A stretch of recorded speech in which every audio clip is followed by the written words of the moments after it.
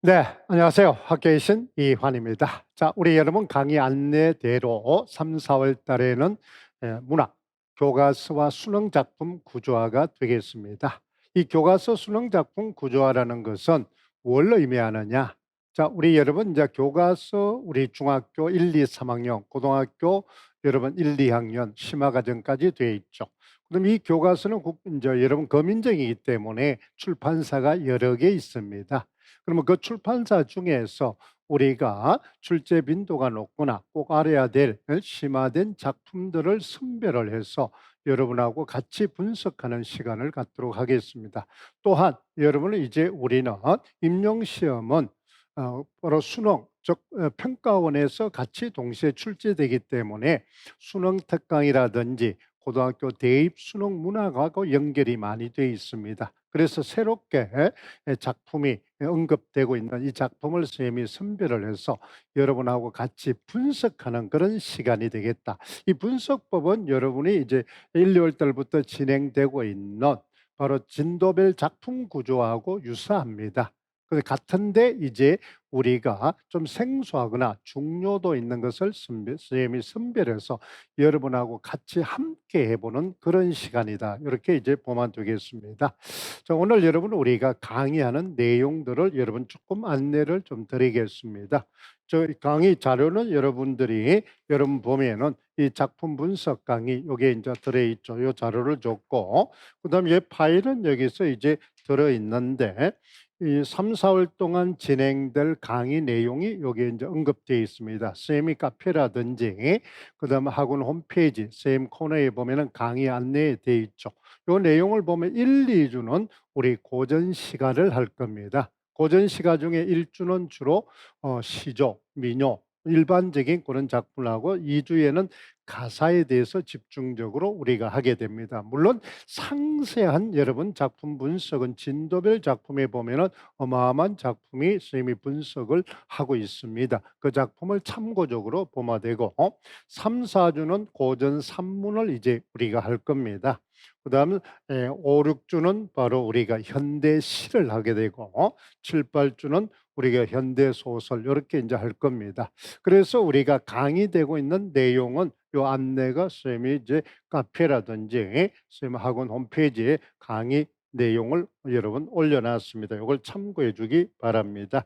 그다음에 여러분이 이제 우리는 여러분이 가지고 있는 이 분석표가 있을 겁니다. 쌤하고 같이 요 분석표를 가지고 작품을 이제 분석을 할 겁니다. 그래서 요 분석표들은 여러분들이 조금 다운을 받아서 이 파일을 다양하게 사용하도록 합니다. 그래서 계속 작품을 할 때마다 여러분들이 요걸 해서 여러분 파일에 좀 저장을 해 두면은 좀 좋겠습니다. 운문문학과 그다음에 산문문학 이 두 가지로 파일로 여러분이 선생님이 구조화 시켜 놨습니다. 요걸 가지고 우리 활용법을 좀 배우게 될 거예요.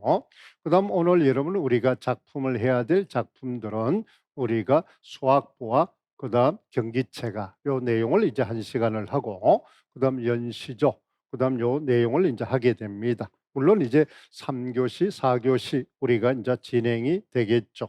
우리 요 내용들이 오늘 여기 보면은 해야 될 게 요 수학부와 경기체가 시조 그다음 또 3 교시도 시조 그다음에 인제 4 교시는 민요와 시조 요 작품들을 보면은 좀 생소하죠. 우리 교과서나 수능 이제 특강이라든지 EBS 강좌에서 언급되고 있는 시중에서 많이 언급되고 있는 선생님이 선별을 해서 작품을 하게 됩니다. 요 목록들을 보고 미리미리 조금 준비를 요 분석표에 따라서 준비를 좀 해 오면 되겠습니다. 자, 요 내용을 인제 우리가 공부를 하기 위해서는 여러분들이 가지고 있는 뭘 이제 합니까? 요 책을 이제 항상 가져오면 요 작품 보선 진도별 분석이죠. 요 책하고 요 책을 이제 같이 여러분이 이제 여러분 준비를 하면 되겠습니다. 그래서 요 내용은 이제 우리가 1, 2월 달에 했던 문학 필수 지식 구조화의 교재가 되겠습니다. 요것이 이제 담화 관습이 적혀 있다. 문학 장르, 갈래별 담화 관습, 필수 지식에 대한 이야기가 되겠죠. 요거는 우리 확인 학습을 다 했으니까 요 배경 지식을 바탕으로 우리는 바로 작품을 분석한다는 거는 독서의 추론적 사실적 이해와 추론적 이해입니다. 분석이라는 거는 사실적 이해와 추론적 이해죠. 추론적 이해를 한다는 자체가 텍스트, 작품을 바탕으로 배경 지식을 활용해서 의도에 맞게끔, 목적에 맞게끔 의미를 재구성해낸 게 바로 추론적 이해가 되잖아요. 그렇죠? 그 내용대로 우리는 가면 되겠습니다. 요것을 이제 우리는 작품을 안내를 이제 여러분 간단히 하고, 선생님 지금부터 이제 수업을 진행하도록 하겠습니다. 자, 수업이 진행할 때는 선생님이 이제 1, 2월 달에도 항상 했습니다. 시작할 때, 그렇죠? 여러분들이 합격 구호를 같이 한번 외우고 들어가겠습니다. 합격 구호 1입니다. 합격 구호 1, 생각이 바뀌면은 행동이 바뀌고 행동이 바뀌면은 운명이 바뀐다.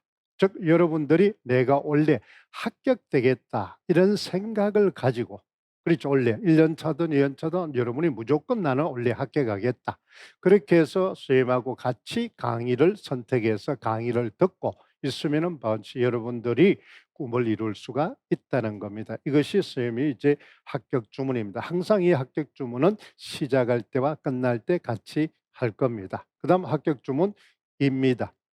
지금 이 시간 학습하는 내용만 알면은 지금 이 순간 합격이다. 그러니까 여러분들이 공부를 할 때는 많은 것을 하려 하지 말고, 그렇죠, 일일 완성 학습이다. 일일 완성 학습을 통해서 우리는 그것을 일주일 동안 반복을 해서 완전히 내면화 시킵니다. 자기화 시키는 거죠. 일종의 우리는 모든 학습은 독서의 교수 학습 방법, 그렇죠, 전문적 읽기 방법인 SQ서리얼로 합니다. 그래서 여러분들이 이제 공부를 해올 때는 안내를, 첫 시간이니까 여러분이 예습이 아마 안 돼 있을 겁니다. 그래서 미리 이렇게 강의 내용을 안내를 합니다. 다음 시간부터는 예습을 미리 해옵니다. 작품 분석을 미리, 이 활동지를 보고 여러분들이 알고 있는 내용들을 미리 적어 옵니다. 즉 우리가 이 활동지에다가 이 작품명을 쓰고 이제 여러분들이 학습할 내용을 미리, 그러니까 이 상세할 적을 필요는 없습니다. 여러분들이 이 배경 지식을 한번 여러분 알아보세요. 이 작품에 대해서, 그렇죠, 얼마나 알고 있는지. 그러면 이제 첫째, 이제 우리는 이 배경 지식을 여기서 쭉 기록을 합니다. 이 기록을 할 때는 검은색으로 하세요. 검은색으로. 검은색으로 하고, 그다음 여러분들이 어떻습니까? 바로 어떤 내용으로 이제 한다? 바로 선생님하고 수업을 진행하면서 이 활동지에다가 보완할 내용은 바로 푸른 글씨로 적으세요. 푸른 글씨로. 그다음에 이제 우리는 어떤 내용이다, 완전히 바로 이제 수정해야 되겠다. 수정해야 될 내용은 붉은 글씨로 우리는 적습니다. 붉은 펜으로. 그래서 항상 여러분들은 이 수업을 할 때에는 바로 요즘 볼펜 삼색 펜들이 있죠. 삼색 펜. 그 삼색 펜 하나를 가지고 여러분 학습을 합니다. 그렇죠. 삼색 펜을 가지고 우리는 이 활동지, 문학은 이 활동지가 굉장히 중요합니다. 선생님은 이제 여러 이 활동지는 선생님만이 이제 우리는 만드는 다마관습입니다. 공략법입니다. 누구도 쓰지를 않아요. 이건 선생님이 이제 개별적으로 만들기 때문에 아마 다른 사람이 쓴다면 선생님 것을 차용해서 쓸 겁니다. 그렇잖아. 그 차용했는데 선생님 것 안 하면은 여러분들이 어떻습니까? 출처를 밝히지 않으면은 남의 것을 표절하는 게 되겠죠. 그럼 교사는 그러지 말아야 되겠죠. 그래서 요 세 가지를 이제, 그러면 내가 알고 있는 거와 그다음에 이제 보완할 내용과 수정할 내용, 요것을 알면은 우리는 바로 공부가 잘 되고 있다. 그래서 우리는 SQ3R이다. 우리는 훑어보고 여러분 예측하는 겁니다. 그것을 바로 검은 글씨로 써오는 겁니다. 그렇죠. 그다음에 학습을 해 나가죠. 학습을 해 나가면서 이제 보완하고 수정할 내용을 하는 겁니다. 학습을 하면서. 그다음에 이제 우리는 학습을 하고 난 이후에, 그러면 선생님하고 지금 수업하는 거는 학습 중이 되겠죠. 학습 전에는 여러분들이 이 활동지를 통해서, 그렇죠, 미리 훑어보고 작품을 훑어보고 그다음 여러분들이 예측을 해보는 겁니다. 어떤 내용인지 예측을 해보는 걸 검은 글씨로 써와라 이 말이죠. 알 수 있는 영역. 그러면 이 항목들은 전부 다 우리가 앞에서 요 문학 지식 구조화에서 배웠던 서정갈래의 핵심 요소입니다. 학습 요소예요. 그렇죠. 요건 다 외우고 있으니까. 그렇잖아요. 요것을 이제 여러분들이 요 항목별로 우리는 학습을 할 겁니다. 그러면은 출제가 여러분 문제가 나온 거는 이 항목 중에 어느 걸 묻고 있느냐. 출제 의도에서 필자는 어느 항목을 이 작품 속에서 묻고 있느냐. 그러면 이 항목에 관계되는 키워드만 떠올리면 되겠죠. 그게 이제 시험 문제가 되겠습니다. 그다음 그걸 하면서 이제 여러분들 하면서 이제 어떻습니까? 우리는 강화해야 될 거, 강화해야 될 거.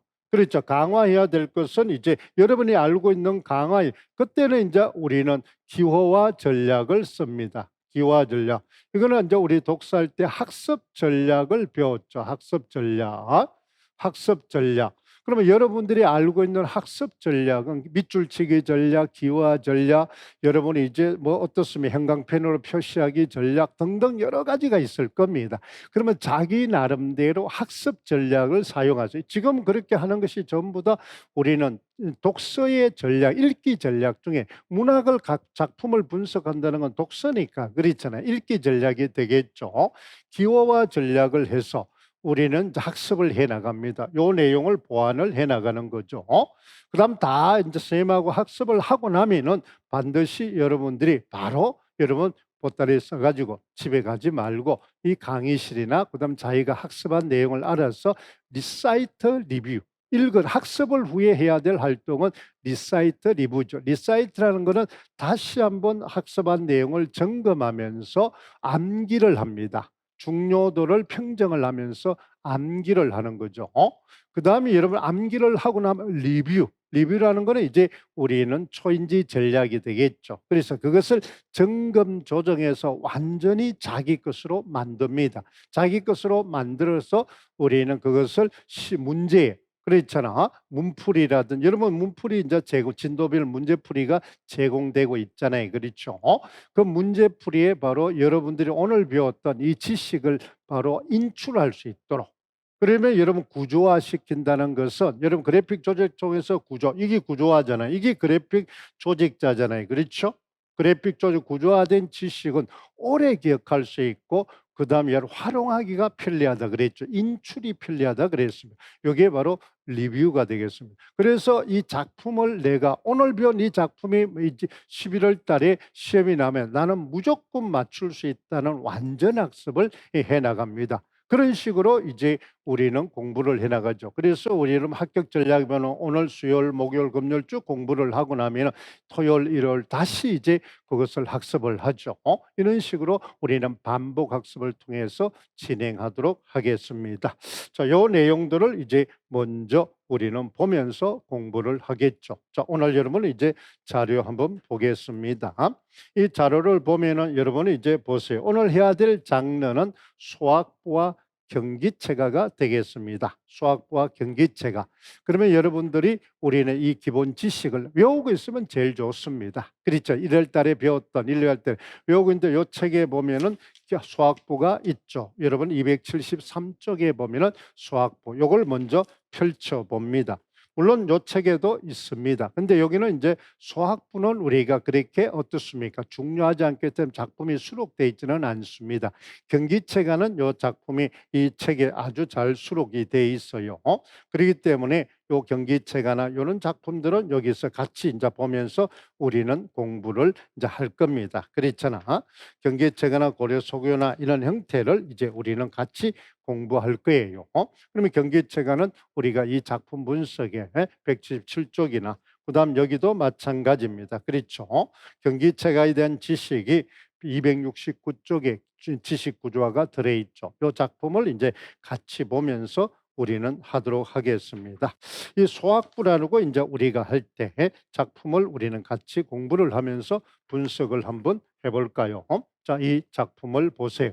오간산요 사리와 이렇게 이제 되어 있습니다. 오간산요와 사리와 이렇게 되어 있는데 우리가 요 작품을 한번 분석을 하는 요 내용을 한번 지식 구조화를 볼까요? 몇 페이지입니까? 273쪽이죠. 그래서 요 공부를 할 때 쌤이 대상 수학부라는 갈래가 있으면 독서에서는 여러분 갈래가 글의 유형이잖아요. 글의 유형은 뭘 가지고 있다? 담화 관습이 가지고 있다 그랬죠. 그러면은 문학이라고 이야기를 할 때에는 그렇죠. 이 문학이라고 이야기를 할 때 그다음 문학 중에서 우리가 어떻습니까? 소학부라는 우리는 갈래를 이야기를 할 때 요것은 뭘 가지고 있다? 담화관습을 가지고 있다 그랬습니다. 담화관습. 그 사회가 요구하는 그렇죠. 글의 전개 방식이나 구조를 가지고 있다는 거예요. 그러면 이 전개 방식, 관습은 내용이 있고 형식이 있고 표현이 있습니다. 그렇죠. 그러면 이것이 딱 정해져 있다는 거죠. 요 형태 자체가 딱 틀이. 요 세 가지를 분석해내면 되겠습니다. 그다음 또 한편으로 운문문학은 시적 과제의 정서를 나타내는 거잖아요. 정서. 그럼 내용은 주제니까 여러분들이 잘 알고 있는 형식과 표현은 전부 다 내용을 드러내기 위해서 쓰는 하나의 장치입니다.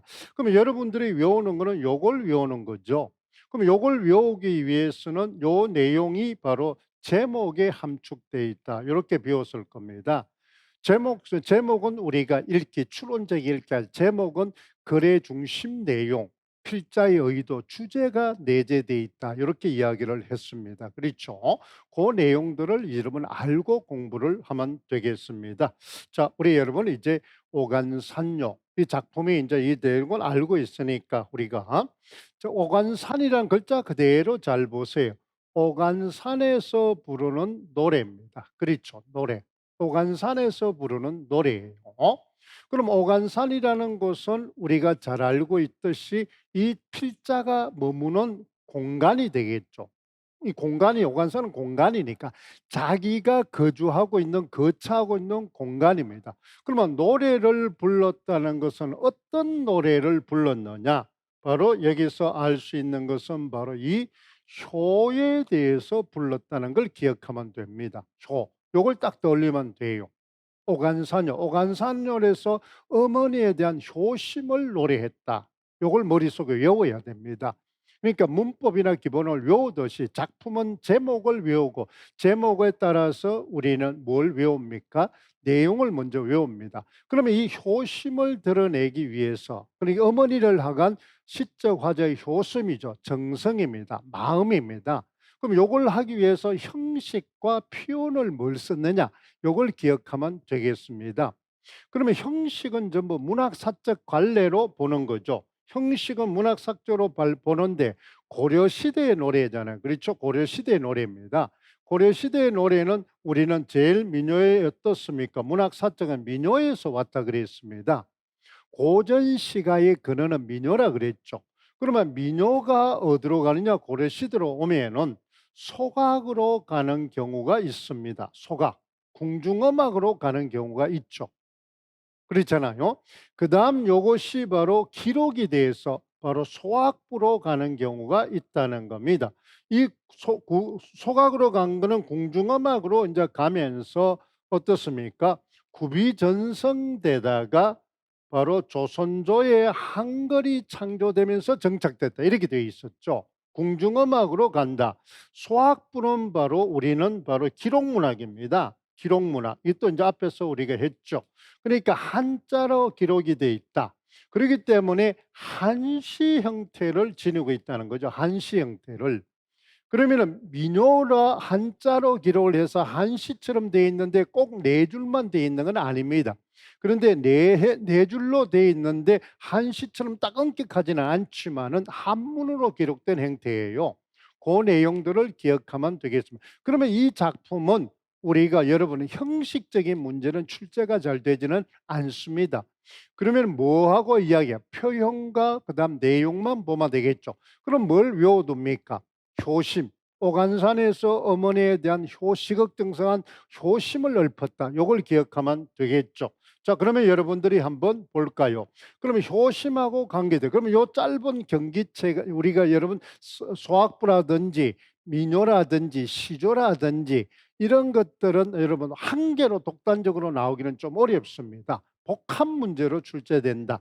그러면 복합 문제로 출제해서는 바로 효심과 관계되는 노래를 떠올려줘. 요 내용을 이제 우리는 바로 상호 텍스트 맥락이다. 그럼 민요의 형태에서 한시로 기록됐다 문학 사적 맥락이 되는 거고, 그렇죠. 그러면 상호 텍스트 맥락은 우리가 고려가요의 소각인 삼어곡이 있고 그다음 시조인 박일로의 종시가가 있습니다. 그렇잖아. 그러면은 제목은 삼오공이니까 어머니에 대한 그리움이죠. 그렇죠. 종시가라는 것은 이제 우리는 소재잖아. 조홍, 소재. 감홍시입니다. 그렇죠. 감홍시, 감이죠. 감홍시를 가지고 어머니에 대한 효심을 읊었다. 부모님에 대한 효심을 읊었다. 이거는 이제 시조를 할 때 우리가 했습니다. 자, 그러면 작품을 한번 분석을 해볼까요? 한번 이제 보세요. 그랬잖아요. 표현법을 잘 보라 그랬죠. 효심이라는 걸 우리가 외우고 있으니까 그건 딱 외워버려야 됩니다. 오간산요 이러면 오간산에서 이 시제과자 오간산에 거처하면서 어머니에 대한 지극한 효심을 읊었다 이 말이죠. 효심. 그러면 한번 보세요. 나무 조각으로 뭘 만들었습니까? 당딱을 만들었습니다. 나무로 조각을 해서 당딱을 만들었죠. 집게로 집어 벽에 회에 얹혔더니 회라는 것은 이제 닭이 잠을 자기 위해서 어떻습니까? 바로 이 닭장에서 앉아서 있는 그렇죠. 철봉과 같은 막대기입니다. 그 위에 이제 새들이 우리 전선줄에 여러분들이 이제 비둘기라든지 새들이 앉아 있잖아요. 그렇죠? 그러면 닭장에 앉아서 닭이 앉을 수 있도록 이제 막대기를 해놓은 그걸 이제 회라고 합니다. 그래서 바로 회 위에 딱 얹어 놨습니다. 그럼 실제로 나무 닭을 이제 회 위에다가 또 얹어서는 조각을 해서 얹어 놓은 겁니다. 그러면 이제 상황이죠. 상황. 그렇죠. 나무로 만드는 당딱을 이 당딱이 이제 소재입니다. 당딱을 그렇죠. 벽 위에 집게로 집에 벽의 위에 얹혔더니 자 여기서 중요합니다. 이 닭이 바로 당딱입니다. 그러면 이 당딱은 여러분 무생물이죠. 무생물입니다. 무생물. 나무로 만들었으니까 그런 작품을 그대로 보면 돼요. 그런데 여러분 보세요. 이 닭이 꼭 끼어 울며 이렇게 되어 있습니다. 시간을 알릴 때. 그러면 여기는 생물이 되어버리죠. 생명체가 되어버린다 이 말이죠. 생명체. 그러면 여기서 이쪽으로 가는 것은 여러분 상황이 어때요? 불가능합니다. 그러면 여기서 이제 발상법을 뭘 썼습니까? 불가능한 상황을 여러분이 어떻습니까? 여러분 어때? 바로 설정을 한다. 이런 표현법을 우리는 역설이라 그러죠. 역설. 요걸 이제 기억하면 됩니다. 자, 성취요소를 배울 때 우리는 바로 이 표현 발상법, 역설을 쓰면은 뭐가 된다? 어떤 의도가 있다? 의지, 강한 의지입니다. 강한 의지. 그러면 이 발상법을 사용해 불가능한 상황을 설정한 역설법을 써가지고 말도 안 되는 거죠. 무생물인 당딱이 꼭 껴온다는 생명체가 된다는 걸 알릴 때, 그 다음에 이제 이 상황을 이제 해서 어디로 갑니까? 본격적으로 뭐든지 신은 기성정결 구조로 되어 있다. 한시는 기성정결이죠. 결에 바로 주제가 집약되어 있다 그랬습니다. 주제. 앞쪽에 기성은 바로 좀 상황을 설정하죠. 그죠? 상황. 그다음 그쪽에서 그래서 보세요. 어머님 얼굴 이 말입니다. 어머님 얼굴 비로소 지는 해와 같아져. 지는 해다는 것은 늙거나 죽는 거죠.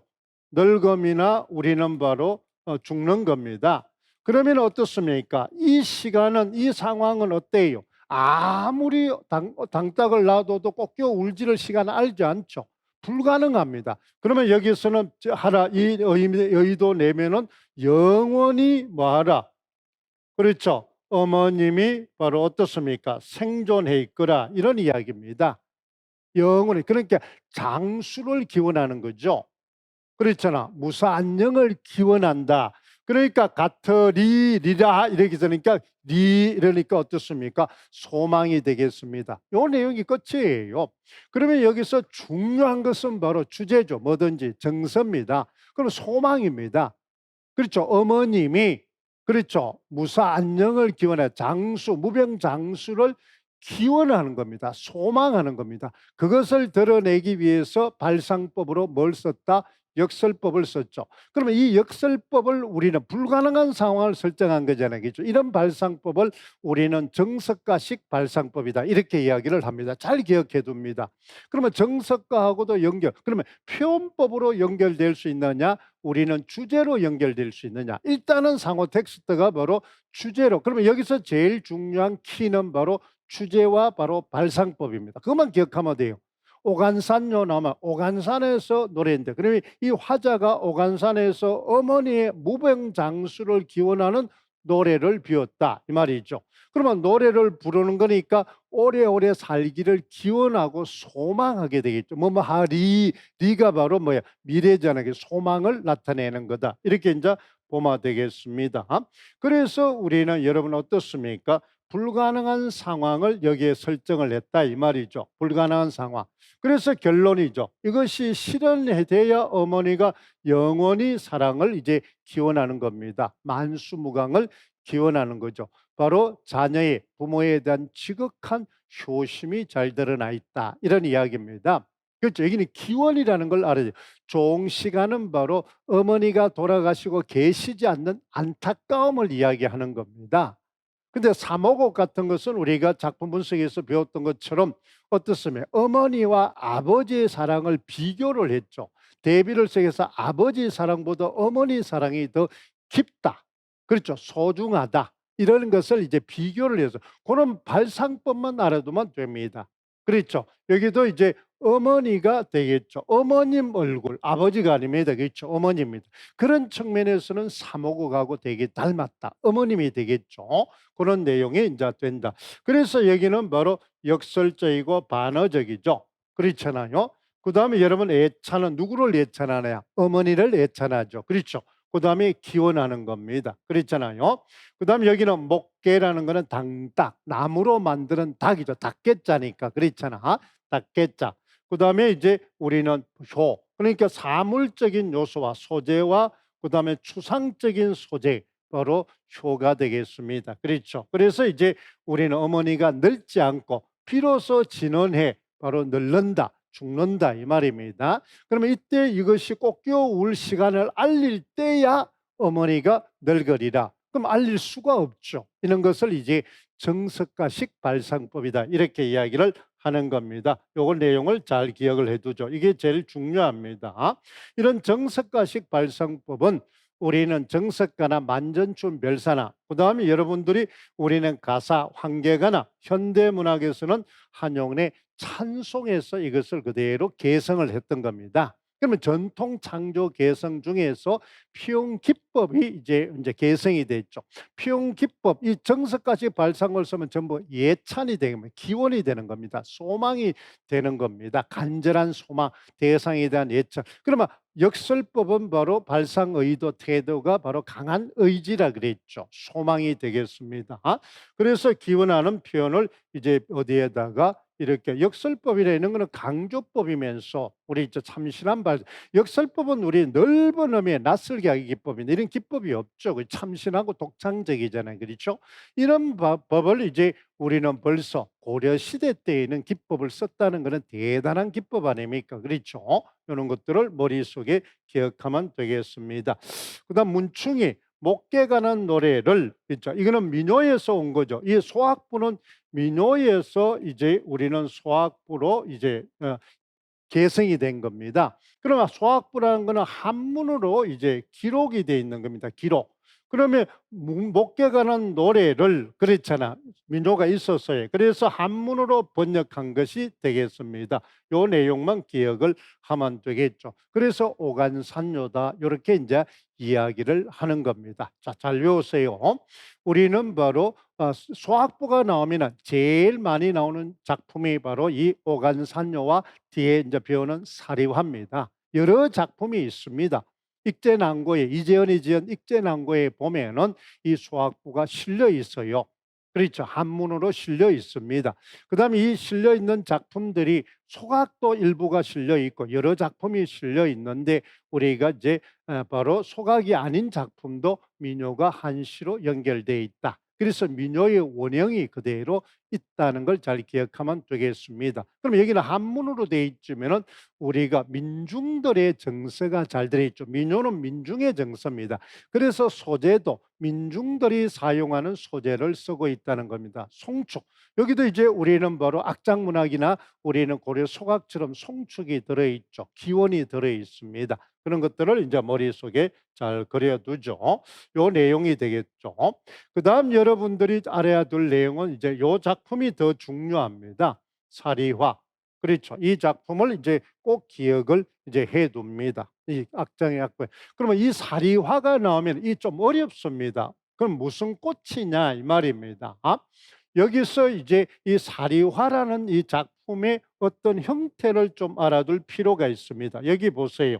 사리화라는 여러분 이 내용을 조금 알아둬야 돼요.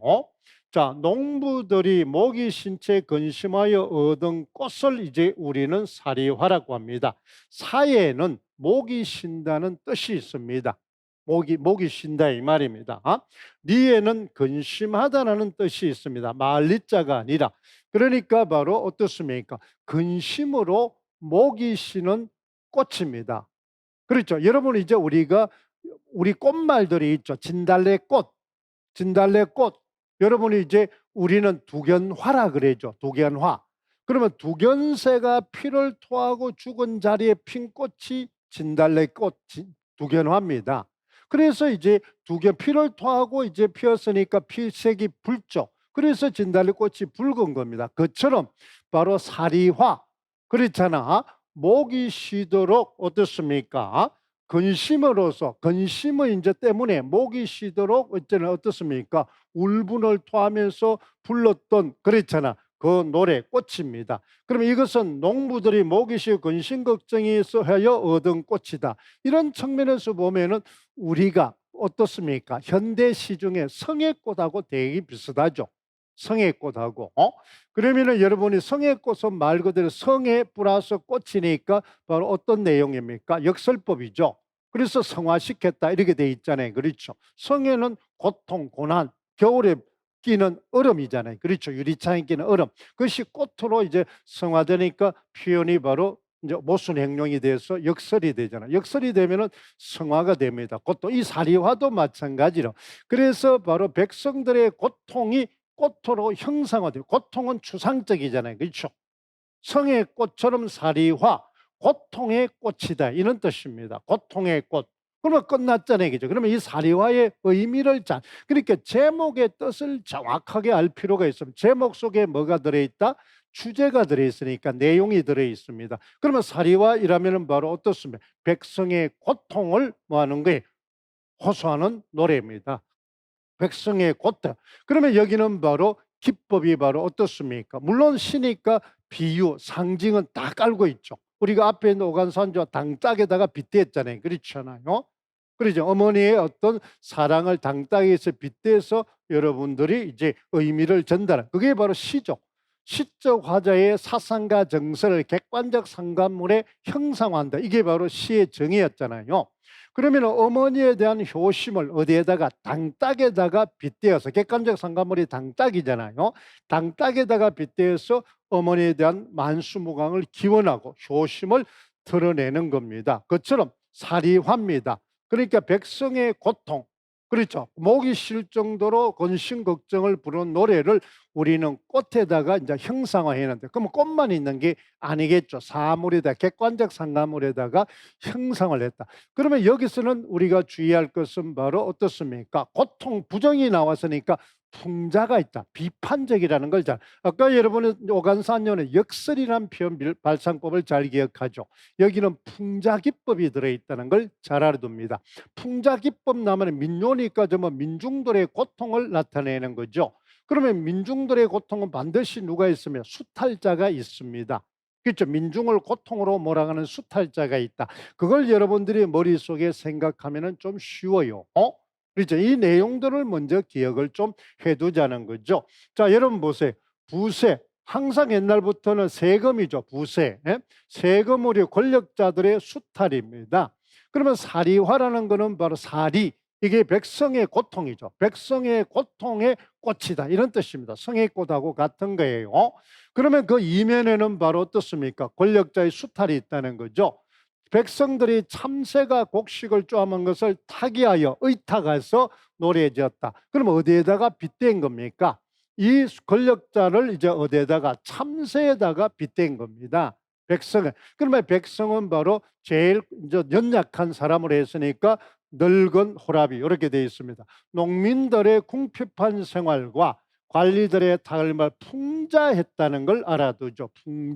풍자 기법을 썼다. 여러분 잘 그러면 풍자는 발상 의도가 뭐였습니까? 고발 비판하는 거라 그랬잖아요. 그죠? 그러면 뭘 비판했다? 바로 탐관오리의 수탈을 비판했다. 횡포를 비판했다. 끝났잖아요. 아주 쉽죠? 이런 식으로 공부를 해도만 되겠습니다. 자, 이런 노래는 굉장히 많아요. 풍자의 노래는. 그래서 한시하고 대부분 연결되니까 정래교가 준 농가탄, 농민들의 탄식, 제목만 봐도 알 수 있잖아요. 농민들의 탄식입니다. 그렇잖아. 주로 이 시를 많이 지은 풍자시는 정약용의 고시라든지 여기 탐진촌녀입니다. 탐진촌녀. 그래서 여기는 비단을 짜놨는데 이걸 전부 다 어떻습니까? 아전들이 그렇죠. 그 다음에 지방의 아전들이나 중앙 관료들이 전부 수탈해 가버리더라 이 말이죠. 힘겹게 짠 여러분 소득들을 전부 다 빼앗아 가더라 하는 것이 여기입니다. 그렇죠. 이달의 섭수요. 그 다음에 산민인 것도 전부 다 우리는 고통받는 백성들이죠. 농민가사, 간민가라든지 거창가 이런 것들이 전부 다 풍자노래입니다. 그러면 여기는 화자가 누구가 되겠습니까? 농민입니다. 연약한 농민. 그러면 농민이 있으면 이면에는 항상 문학은 어떻습니까? 함축적이니까 대상이 있겠죠. 그러면은 여러분 수탈자, 권력자가 되겠죠. 권력자에 대한 자기의 목이 쉬도록 어떻습니까? 자신의 근심을 목이 쉬도록 어떻습니까? 토로하는 겁니다. 토로하면서 우리는 어때? 비유적, 직접적으로 하면 죽으니까 빗대어서 이제 노래를 한다. 하소연한다. 억울함을 하소연한다. 그들의 행포를 고발한다. 이렇게 되겠죠. 항상 노래는 보면은 시적 화자가 처해 있는 현재 상황은 다 부정입니다. 여기는 궁핍함이죠. 궁핍함. 가난함입니다. 고통스러움입니다. 그러면 궁핍하고 가난하고 고통스러운 이유가 바로 이제 어떤 수탈자, 탐관오리죠. 그 탐관오리를 참새에다가 빗댄 겁니다. 자, 한번 우리에게 볼까요? 여기도 보세요. 참새야 이랬으니까 보세요. 우리는 뭐다? 혹격이죠. 어디서 오가며 날고 있느냐?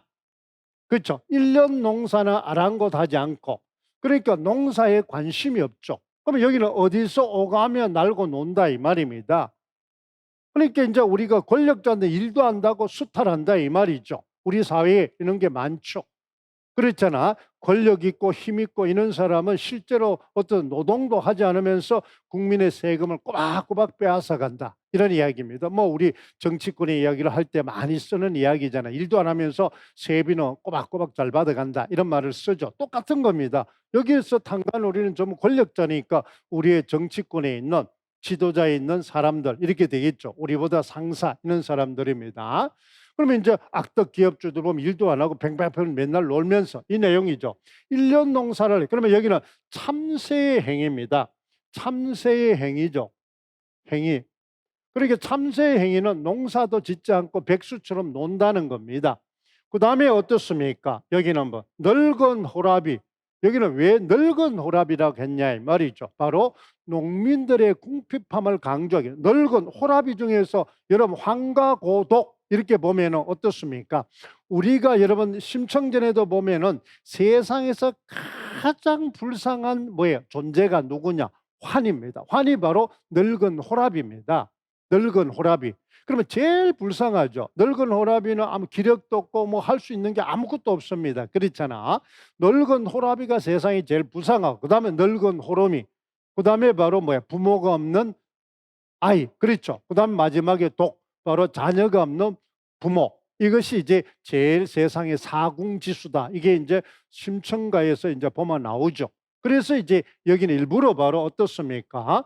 백성들의 고통을 하기 위해서 누굴 설정했습니까? 늙은 호랍이잖아요. 대입법을 써서 백성입니다. 농민들입니다. 힘없는 농민.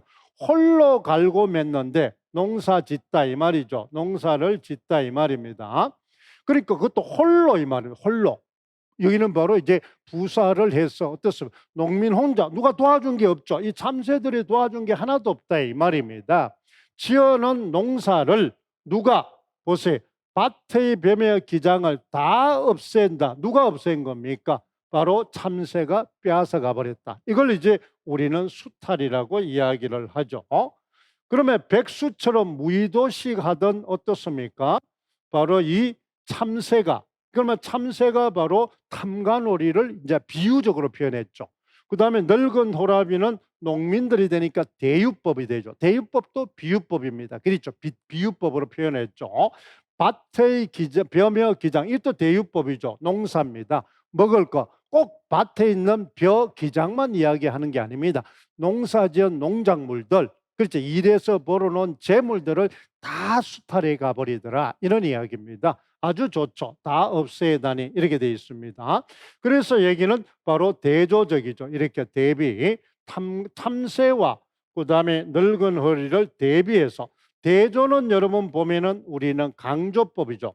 강조하면서 우리는 비판을 합니다. 비판. 그러면 여기는 바로 참새를 바로 어떻습니까? 우리는 탐관오리에다가 빗대어서 하니까 이걸 풍류법이라고 이야기를 하죠. 그렇죠? 참새가 바로 농작물을 다 쪼아먹잖아요. 새들이. 그렇죠? 그것을 이제 어디에다가 빗대었어? 그렇잖아요. 바로 우리가 지금 멧돼지라든지 야생동물이 내려와서 어떤 농작물을 아주 쑥박스를 만들고, 그건 똑같은 겁니다. 아주 소중하게 잘 갖다 놓으니까 꼬박꼬박 쪼아먹어버렸다 이 말이죠. 그게 꼭 누구하고 같더라? 탐관오리들이 같더라. 일도 안 하고 팽팽 놀면서. 여기 있잖아요. 그렇죠? 어디를 오가며 나는 노는 거죠. 그 다음 1년 농사는 뭐야? 무관심한 거죠. 그러니까 백성들의 삶을 무관심하면서 무의도식하는 이 탐관오리들이, 호의호식하던 탐관오리, 늙은 호라비가 그것도 혼자, 이거는 전부 뭐야? 홀로 이런 걸 하기 위해서는 고통을 강조하기 위해서 이야기를 한 겁니다. 이 단어들을 잘 받으세요. 그 다음에 늙은 호랍이라 갈고 맺은 것이 바로 뭐예요? 밭의 뱀의 기장입니다. 그렇죠? 농사 지은 거죠. 농산물이죠. 이것을 다 없애버렸다. 이게 수탈이 되어 빼앗아가 버리더라 이 말입니다. 이게 바로 참새의 형포를 바로 풍자 비판했다. 이 풍류법이 되겠죠. 참새의 행위에다가 바로 탐관오리, 그렇잖아요. 이것을 빗대어서 이제 표현을 하고 있다는 걸 잘 기억을 하면 됩니다. 그래서 얘기는 바로 비유법과 대조법을 쓰고 풍자를 이제 하고 있죠. 풍류법을 쓰고 있습니다. 풍자는, 여기는 대조는 강조가 아니라, 강조는 강조죠. 뭘 강조했습니까? 바로 탐관오리 횡포를 강조하고 있는 겁니다. 대조는 비판을 하기 위해서 이야기를 하는 거죠. 이런 표현법을 이렇게 기억을 해두면 됩니다. 내용과 형식은 필요 잘 안 나옵니다. 그렇잖아. 우리는 바로 여기는 내용과 표현을 기억하면 되겠습니다. 그럼 여기는 비유적이죠. 비유를 잘 알죠. 참새에다가 빗대었다 이 말입니다. 그 다음 풍류법. 풍자가 바로 풍류법이잖아요. 그죠? 상징, 그 다음에 대조, 그렇죠. 참새와 늙은 호라비, 그렇죠. 비판, 풍자, 우의적. 우의적이라는 것은 바로 뭘 이야기합니까? 여기는 바로 나쁜 쪽에 바로 비판을 하기 위해서 다른 사물에 빗대어서 표현하는 걸 우의적이랍니다. 그러면 여기는 이제 참새에다가 바로 탐관오를 빗대서 그들의 행위를 우회적으로 이야기를 하는 거죠. 이렇게 되겠죠. 그다음 현실 비판적이 되겠죠. 그래서 여기는 바로 원망의 의조입니다. 다 없애다니, 여기는 이제 우리는 안타까움, 탄식, 절망 이런 게 이제 들어있죠. 그러면 여기는 시적 화자의 여러분 어떻습니까? 절망, 탄식, 안타까움, 고통, 이것을 어떻게 바로 객관적 상관물, 바로 참새에다가, 그렇죠. 그 다음에 이제 밭에 지은 뱀의 기장에다가 빗대어서 이제 그 고통을 하소연하고 있습니다. 억울함을 하소연하고 있고 그들의 행위를 고발. 그러면 얼마든지 끝에 말을 붙이면 되겠죠. 하소연, 고발 이렇게 이제 하면 되겠습니다. 이 내용들을 우리가 잘 알 수가 있겠죠. 그래서 여기는 권력자들, 그렇죠. 탐관오리 수탈 횡포를 고발하고, 그 다음에 농민들. 그러면 여기는 이제 권력자에 초점을 두면은 그들을 비판 고발이죠. 농민에다가 초점을 두면 그들의 고통, 안타까움, 연민이 되겠죠. 그러니까 물을 때 누구에다가 초점을 두고 바로 어떻습니까? 출제가 됐는지를 알아야 끝 말이 중요합니다. 농민에 대해서는 이제 우리는 이 작가가 바로 어떤 연민의 태도, 안타까움의 태도, 그렇죠? 그래서 우호적입니다. 그렇잖아요. 그에 비해서 우리는 참새, 탐관오리에 대해서는 분노, 고발, 비판, 풍자 이런 게 되겠죠. 냉소적으로 고발하고 비판하고 풍자합니다. 그 내용을 잘 기억하면 되겠습니다. 그랬잖아. 그럼 뭐 물론 여기는 어떻습니까? 객관적이죠. 바로 이제 어떤 시적 화자의 자기의 고통을 이야기한 게 아닙니다. 그렇잖아. 그러면 여기서 어떻습니까? 일련의 오간산요는 시적 화자가 자기 자신의 심정을 직접적으로 이야기를 한 거죠. 그렇죠. 그래서 이제 우리는 서정시가의 형태가 됩니다. 진심이 그대로 드는 그러면 소설로 치면은 오간산의 1인칭 주인공 시점, 시가 가지고 있는 거는 대부분 1인칭 주인공 시점입니다. 여기는 비판을 할 때는 객관화돼야 되겠죠. 그래서 여기는 바로 3인칭 시점이 이제 된다. 3인칭 관찰자처럼 누구를 이야기합니까? 바로 참새와 농민의 상황을 제3자가 바로 그 통해 객관적으로 보여줌으로 인해서 그들을 비판하고 고발한다. 그러면 이제 표현 방식이 딱 정해져 있죠. 담화관서. 그랬잖아. 자신이 예찬하고 소망을 드러내고 긍정을 드러낼 때는 직접적으로 하소연이 나죠. 그래야만 이제 자신의 진심을 독자한테 그대로 전달할 수 있기 때문에 그렇습니다. 그다음 비판 고발할 때는 어떻습니까? 혼자만 비판 고발을 하면은 주관적이고 자의적이 될 수 있으니까 바로 객관화시켜야 되겠죠. 그렇죠. 그러면 객관화시키기 위해서는 바로 시점을 객관화시켰다 이 말이죠. 그러면 제3자가 바로 참새와 늙은 호랍의 상황을 그대로 보여주는 겁니다. 그랬잖아. 그래서 밭을 다 없애다니 이렇게 해서 안타까움, 연민 이런 게 돼 있죠. 그러면 이제 여기 늙은 호랍이 쪽으로 보느냐 참새 쪽으로 보느냐에 따라서 이 용어들이 다르다는 걸 잘 기억을 해둡니다. 그렇죠. 이걸 이제 우리는 알아두면 되겠죠. 먹는 자. 그래서 풍자라는 말을 그러면 노래는 대부분이 우리는 자신의 절실한 심정을 넣든지 상대를 향해 있으면은 그렇잖아. 바로 고발 비판한다. 그러면 상대에 대해서 예찬하느냐 상대에 대해서 비판을 사람이 있으면은 여러분 보세요. 우리는 사람은 누구 이라면 이름을 딱 떠올리면 그 사람을 칭찬하든지 비욕하든지 둘 중에 하나잖아요. 그렇잖아요. 그러면 노래도 똑같다는 겁니다. 대상에 대해서 예찬하든지 칭찬하든지 아니면 비판 고발하든지 이걸 기억하면 되겠죠. 그럼 이 작품들을 머릿속에서 우리는 알아두면 되겠습니다. 이게 이제 우리는 그 내용들이 되겠죠. 자, 요런 형태를 우리는 여러분 어떻습니까? 이 작품 속에서 우리는 같이 이제 알아두면 되겠습니다. 여기 적어 보세요. 갈래는 어디서 민요에서 어디로 왔다? 소학부로 왔다. 이렇게 이제 적는 겁니다. 향유계층은 바로 민요에서 소학부로 왔으니까 평민이 되겠죠. 그렇잖아요. 당딱 이렇게 나오고 그 다음에 어떻습니까? 늙은 호랍이 나오니까 그렇잖아. 민중이 되겠죠. 민중. 항류계층에. 그렇죠. 사회문화적 배경은 바로 우리는 잘 알다시피 어떻습니까? 오간산요는 바로 유교적이죠. 효입니다. 그렇죠. 효.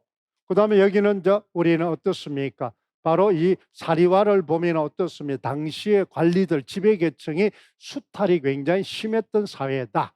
농민들이, 하층민들이 굉장히 궁핍한 삶을 살던 사회다. 계층 간의 갈등이 심하던 사회다. 이런 걸 추론할 수 있는 겁니다. 고려시대 때니까. 그 다음에 상호 텍스트는 이제 우리가 아까 여러 작품들을 이제 비교했죠. 이런 식으로 우리는 그러면 여기서 오간산요를 적든지 사리화를 적든지 이렇게 되겠죠. 그러면 여기서 시적 화자인 나는 어떻습니까? 어때? 대상이 어머니가 되겠죠. 어머니. 그렇죠. 어머니를 이야기합니다. 그러면 여기 발상법을 이제 우리는 어떤 대응을 해서 역설법을 썼으니까 그렇죠. 그러면 역설법은 우리는 극복 의지가 되잖아요. 그렇죠. 그러면 이제 주제로서는 이제 뭘 이야기합니까? 효조, 만수무강을 기원하는 겁니다. 만수무강. 이렇게 이제 여러분 써보는 겁니다. 그러면 여기가 이게 두 개가 중요하죠. 요새 시는 정서가 제일 중요하니까 이런 내용을 이제 써보는 겁니다. 그러면 예를 들어서 이제 우리가 여러분 보세요. 뭘 이제 적는다. 만약 사리화다 이렇게 이제 적으면은 그렇죠. 이 시적 화자는 나는 바로 바깥에 있죠. 작품 바깥에서 누구를 봅니까? 작품 안에 있는 대상이 누구예요? 바로 이제 여러분 참새와 그렇잖아. 누구를 봅니까? 늙은 호라비를 본다 이 말입니다. 늙은 호라비. 그러면 늙은 호라비가 한 행위가 있고 참새가 한 행위가 있겠죠.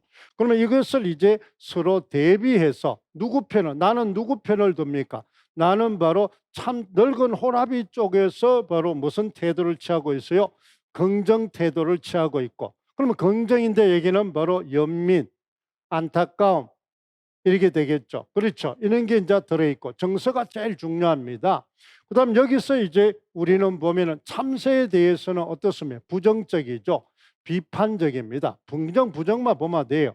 그러면 여기는 비판, 고발, 풍자, 뭐 나쁜 말 다 끌어오면 돼요. 나쁜 말 다 끌어오면 됩니다. 쓸 수 있는 걸 다 썼어요. 이 마음대로 이 안에다가 마음대로 썼어요. 그러면 여기서 이제 시어는 운율이나 이런 걸 나오죠. 여기는 이제 미의식으로 되면은 여기는 바로 뭐예요? 사리와는 골개미가 되겠죠. 풍자가 되니까. 오간산요는 여러분 바로 순고미가 되겠죠. 그렇죠. 순고미가 되잖아요. 그렇죠. 만수무강을 기원하니까 그랬잖아요. 그러면 이제 주제성어가 되죠. 그다음에 우리가 표현 방법은 바로 여기서 보면 오간산요는 역설법입니다. 그렇죠? 그러면 여기는 바로 사리와는 바로 풍자가 되죠. 우의적 기법이 되겠습니다. 이게 주된 거죠. 비유 상징은 다 있으니까. 그다음에 여기는 대조법도 있을 거 아닙니까? 그렇죠. 그다음 심상시어라는 것은 제일 중요한 게 사리와 참새와 바로 늙은 호라비가 되겠습니다. 그렇죠. 그다음에 이제 어조나 태도 같은 것은 뭘 보라? 서술어를 보라 그랬잖아요. 그렇죠? 어디 마지막 행에 그걸 봅니다. 이런 식으로 우리는 작품을 써나가면 되겠죠. 이 내용을 이제 머릿속에 그리면서 우리 보도록 하겠습니다. 자, 그다음에 여러분 마지막에 이제 우리는 뭐에 대해서 이제 배우게 되겠습니까? 바로 오륜가가 되겠습니다. 이 오륜가는 글자 그대로 제목 속에 뭐가 들어있어요? 바로 오륜, 상강어륜이죠.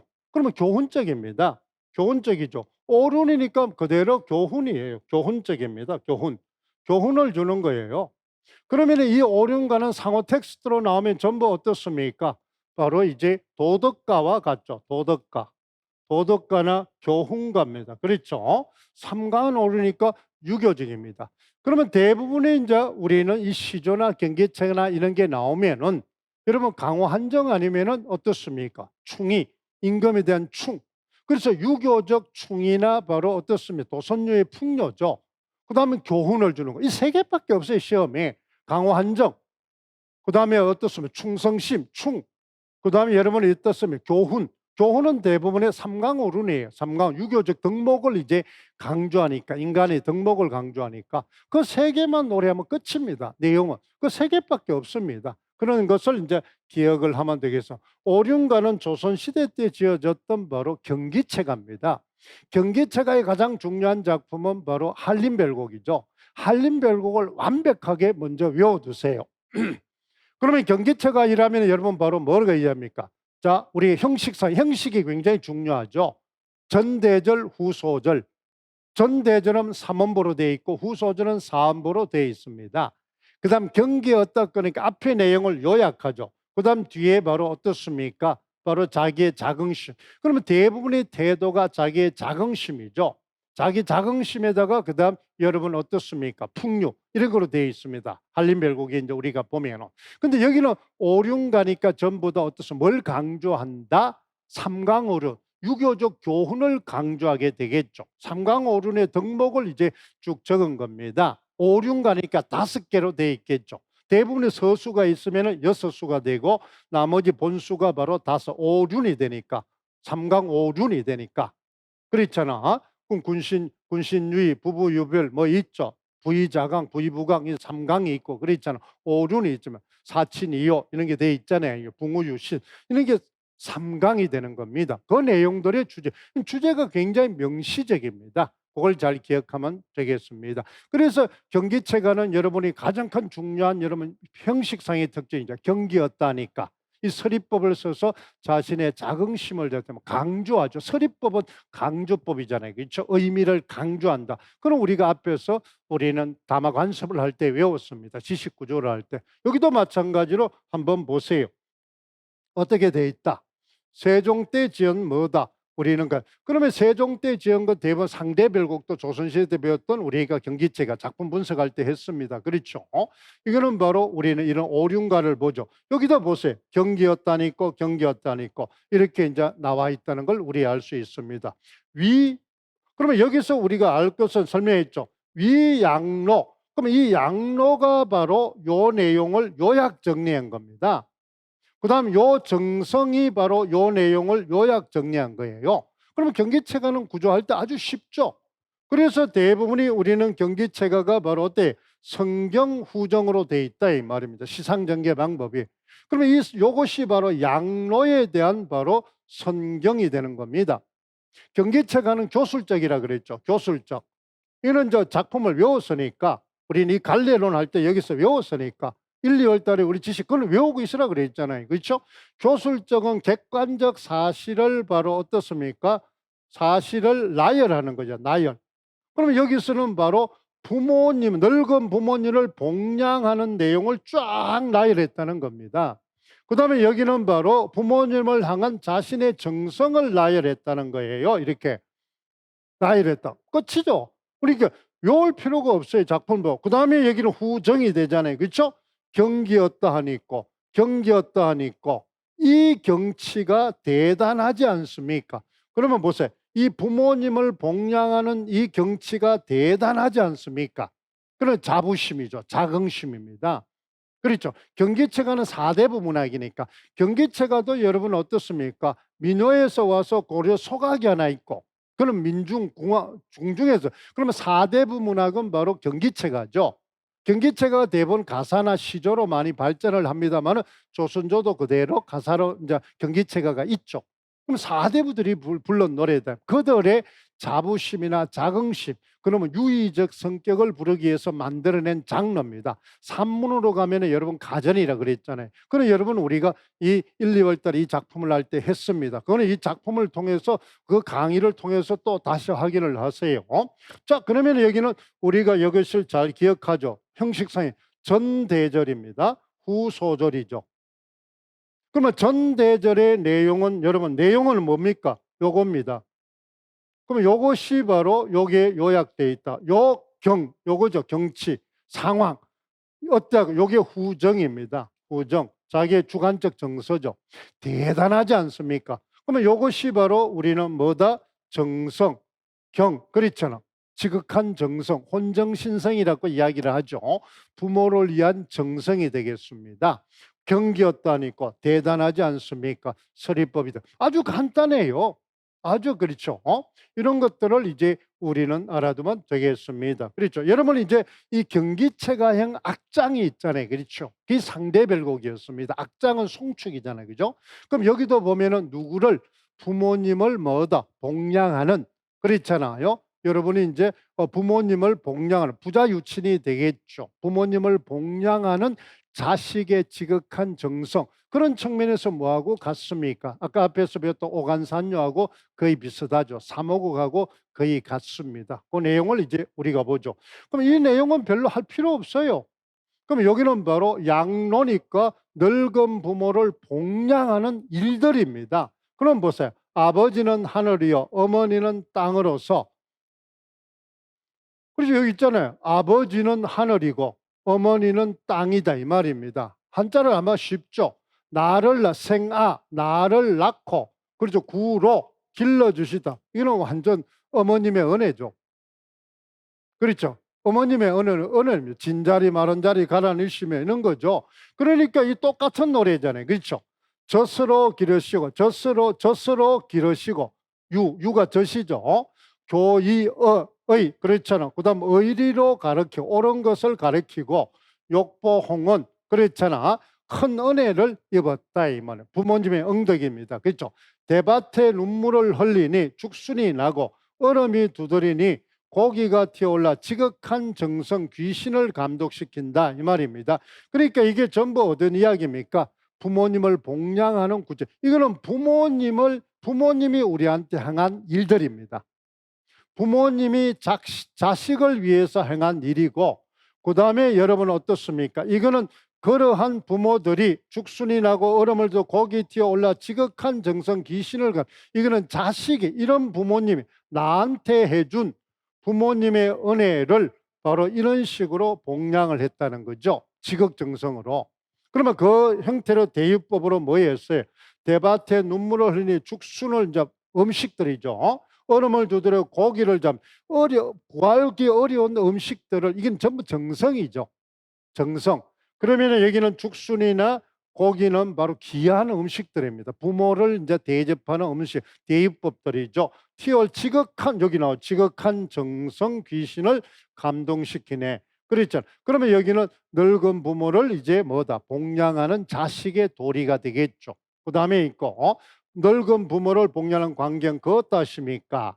옆 정삼민자 두 선생의 정삼의 두 선생의 혼정신성 그러니까 두 선생님들의 그렇잖아. 정삼 그렇잖아. 여기 나오죠. 정상과 민자라는 그러면 여기는 저 정상과 민자가 행했던 일을 구체적으로 나열한 거잖아요. 그죠? 그러면 이제 일종의 효행을 일지입니다. 효행 일지. 두 사람이 행한 이제 호행을 예찬하는 거죠. 그다음에 광경이 어떠십니까? 여기는 서리법을 써서 전부 그러면 여기는 예찬적이죠. 예찬적. 그래서 여기는 뭐 경기체가라는 건 전부 예찬이죠. 자부심, 자기심. 그렇잖아. 대단하지 않습. 그러면 여기도 보면 어떻습니까? 바로 자기 자신을 노래한 게 아니라 어때요? 이게 또 3인칭 관찰자 앞에 사례하고는 다르죠. 제3자가 노래한 건데 어떻습니까? 여기는 예찬을 했습니다. 사리와는 제3자가 노래했는데 비판 풍자했죠. 연민 안타까움이 있다. 그렇게 태도가 전혀 다르죠. 객관을 통해서 풍자 고발할 수도 있고 객관을 통해서 우리는 바로 고발할 수가 있다. 그럼 시적하다가 작품 바깥에서 지금 정사 그렇죠. 정삼과 민자의 효행을 이제 우리는 바로 예찬하는 걸로 돼 있다는 걸 우리가 알 수 있죠. 그래서 오간산요하고 그럼 오간산요는 자기 자신이 부모님을 예찬하는 거죠. 그렇잖아요. 그래서 이제 요 내용을 이제 보면 되겠습니다. 그럼 여기는 이제 주제가 바로 어떻습니까? 2장인데 부자 유친에 대한 이야기입니다. 그래서 사례를 열거를 했다. 이게 이제 교술적이라 그러죠. 객관적 사실을 교술적은 두 가지가 있습니다. 객관적 사실을 나열하는 행위가 있고 교훈을 주는 게 있죠. 여기는 객관적 사실에 나열도 하고 우리한테 교훈을 주다. 이렇게 해라. 본받으라. 누구를 본받으라? 정삼과 민자와 같이 이렇게 우리는 지극정성으로 효를 다해라 이런 뜻입니다. 그렇죠? 그다음에 그들의 행위에 대해서 감탄, 권유 이게 되겠죠. 권유. 감탄만 하는 게 아니라 이렇게 해라. 그래서 이제 교훈가, 도덕가 이렇게 되는 겁니다. 그렇죠. 권유하는 거죠. 대단하지 않습니까? 이게는 바로 찬양하는 것도 있지만은 권유하는 것도 있다. 이런 걸 이제 우리는 알아요. 이는 상황 맥락을 보면 되겠죠. 이는 바로 작품 바깥에 있는 화자가 두 사람의 이야기를 이렇게 객관화시켰기 때문에 그렇습니다. 그렇죠. 그런 걸 이제 우리는 알아두면 되겠죠. 그래서 이제 경기체가인데 교술적이다. 교술은 두 가지가 있죠. 바로 객관적 사실을 쭉 나열하는 행위, 표현법에서 우리는 교술적인 요소가 하나가 있고 내용적인 것을 교훈을 주는데 교술적이 있죠. 그래서 교훈적이다. 대상은 바로 두 사람을 예찬하고 있죠. 그다음 유교적이죠. 유교는 바로 삼강이 오륜가니까 추제적인 측면에서 유교가 되겠죠. 그래서 제2장인 부자유친에 대한 이야기입니다. 부모님의 그럼 앞쪽에는 부모님이 자식한테 행한 행위가 있고 그다음에 자식이 부모한테 행한 행위가 있죠. 그 행동들을 이제 잘 기억을 하면 되겠습니다. 여기서 후령구나 이는 중국 고사나 이런 걸 활용 시상을 전개하고 있다. 이런 거 있죠. 정삼가 이런 게 이제 효율을 어떤 민자의 효용 이걸 이제 끌어와 가지고 우리는 본받으라 이 말입니다. 중국 고사 용사를 인용했다 이렇게 이야기하죠. 이런 거 우리는 알아두면 서리법이나 이런 걸 하고 있죠. 이런 거는 뭐 잘 나오지 않습니다. 그럼 이게 경기체가라고 할 수 있는 우리는 단서가 바로 뭐가 되겠습니까? 이 후령구가 되겠죠. 위딴따 경기 어따니까 이것이 바로 우린 투어라고 이야기를 합니다. 투어라는 말은 경기체가 가지고 있는 담화 관습입니다. 이거는 출제가하면 되겠죠. 우리 매낭전가 나올 때 바로 어떻습니까? 바로 강호가도의 작품은 이 몸이 이런 건도 역군원이셨다. 이것이 바로 투어죠. 강호가도의 투어가 되는 겁니다. 그래서 우리는 바로 시조는 낙구의 종장의 처자들이 감탄자 3어절이 있고 19제 한가도 낙구의 감탄 이게 투어라 그럽니다. 그렇죠. 그것이 바로 이제 상투어 담화 관습입니다. 담화 표지. 그 담화 표지를 알고 보고 이제 우리는 그 갈래의 특징, 장르의 특징을 알 수 있다. 이걸 이제 우리가 보면 되죠. 이거는 2장으로 돼 있지만 실제로 여기 보세요. 그렇잖아. 바로 3장은 군신유이죠. 충이죠. 여기는 요순 시절 그다음에 상스러운 관계인이 돼 있죠. 그다음에 부부 유별이니까 금실입니다. 그렇죠? 금실. 그렇잖아. 똑같습니다. 이 내용만 바뀌 대상만 바뀌는 거죠. 그다음에 장류 유서는 바로 우리 늙은 사람과 젊은 사람, 늙은 사람을 복양하는 거죠. 노인 공경입니다. 그죠?